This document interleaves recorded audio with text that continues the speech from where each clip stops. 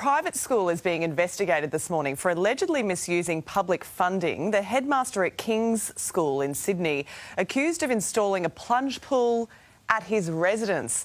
Stuart, this school charges 40 grand a year for a day student. It's much more for a boarder. This is outrageous, right?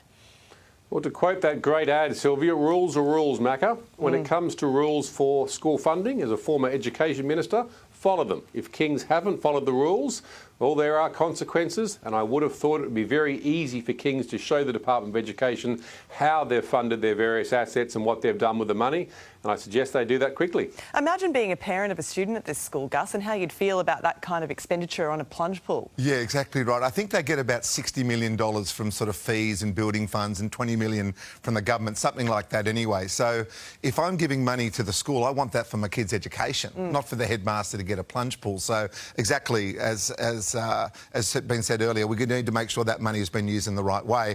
Plunge pools, I suppose they want that headmaster to stay there. It's a very big school. He's like a CEO of a company. So if he needs it as part of his deal, as long as it's coming from the right thing, you can't be having government money being spent on. So if these allegations are proven to be true and the headmaster has spent money on a private plunge pool and expensive business class tickets to go to a fancy rowing regatta in the UK, him and his wife and other senior members of the school, Stuart, what should be the consequences for the headmaster?